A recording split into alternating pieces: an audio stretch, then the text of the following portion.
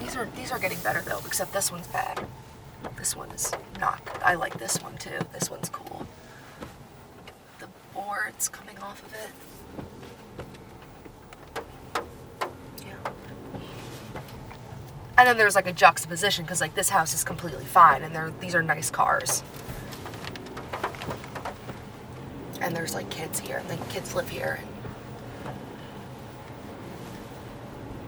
It's almost like a house has a personality, depending on obviously economics, where the house is located, the paint color, anything. That house has a personality. I can almost see it as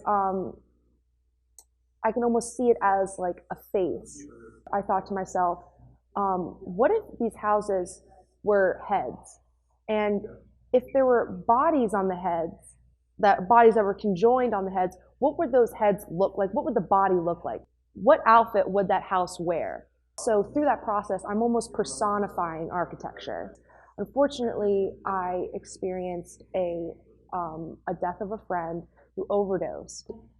So then I thought, well, what is a house? What is the purpose of a house? The purpose of a house is your home, your identity. It's where your family lives. That could be related to the core pillar values that you live off of, the morals that you have. And what is that? And when addiction comes into play, it breaks down your family values. It breaks down your family system. It breaks down the core of who you are. It breaks down the architecture of your life. And so then I translated that experience through my art.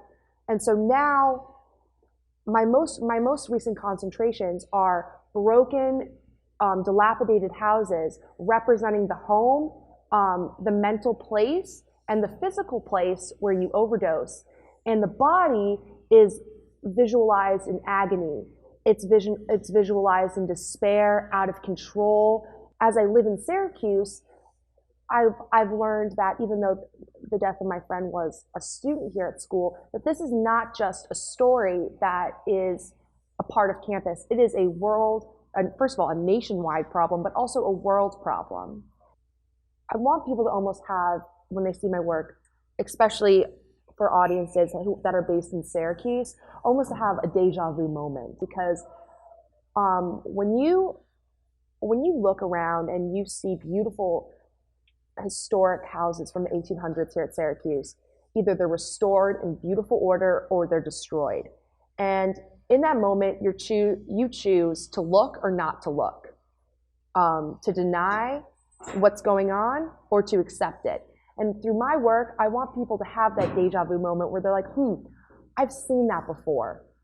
And then I want them to bring, and with my major called art and context, I want to bring that art back into context, back into reality, that the work that I'm reflecting is a reflection of reality for not just me, but for hundreds of people. For in this piece, it reflects back into the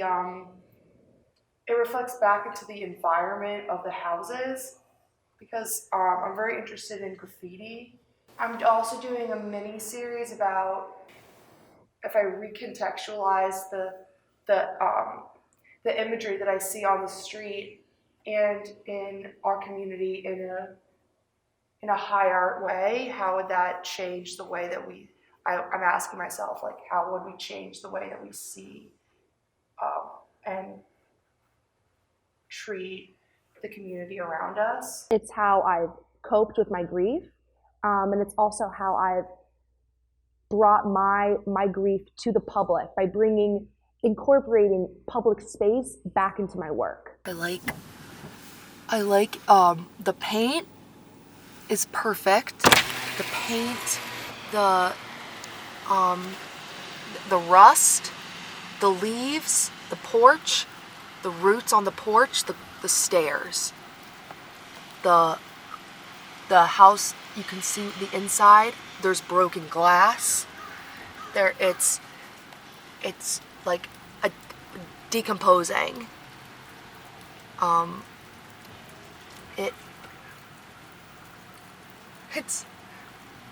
They tried to spray paint it to make it better.